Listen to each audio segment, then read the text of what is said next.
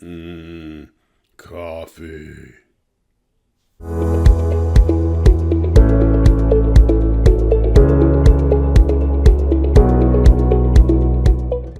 Well, hello, Glue Troopers. Max of Max's Models here, and yes, I am up this early making videos.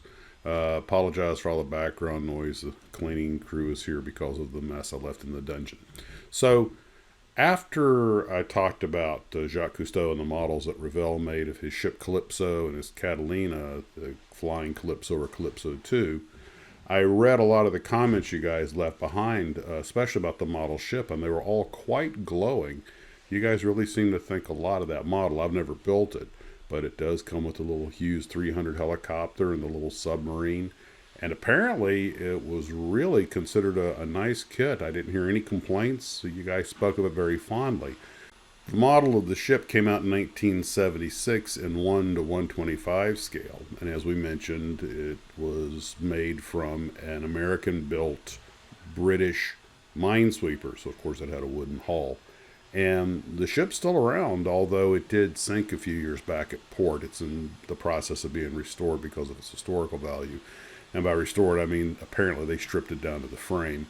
It was that bad off. But that being said, the model is apparently still very highly thought of and was repopped by Ravel as recently as 2010. So there are some fairly modern kits out there. I mean, I'm sure it's the same molds, but I mean with, newer decals and everything, new pressings. That said, I was only able to find one on eBay and it was almost $300. So maybe the kit's still a little bit on the rare side.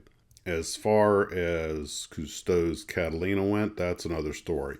I found it very reasonably priced, running around $30 out on eBay. Now, this kit is a 1/72nd scaled PBY 6A, which is different than the PBY 5 and 5A that most of us have built models of. The PBY 6 was actually a late war model that came out just in the last 6 months of the war.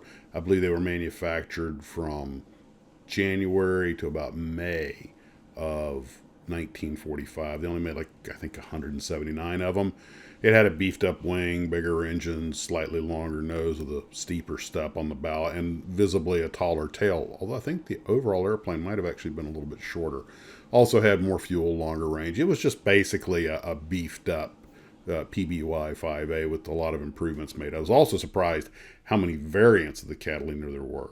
I knew that there was the PBY 5 flying boat and the PBY 5A amphibian, which of course had shorter range because it had to lug that big old heavy landing gear.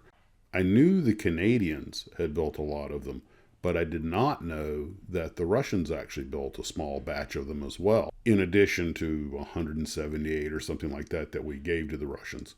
So it turns out the airplane has a much more involved history than I realized.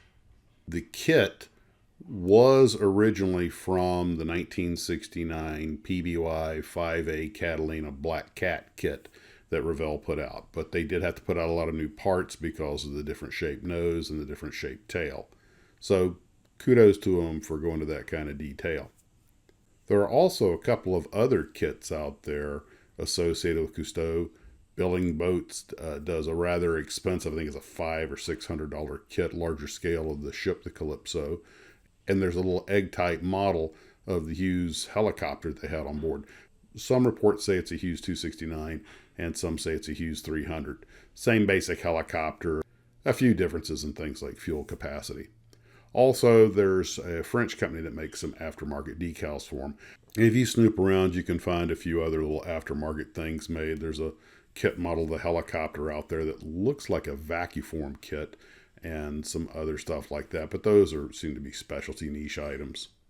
While doing a little research for this, I stumbled across an excellent documentary by TrekWorks on the history of the Flying Calypso or Calypso 2, which is the PBY 6A, and a very detailed report on the mishap that took the life of Philippe Cousteau.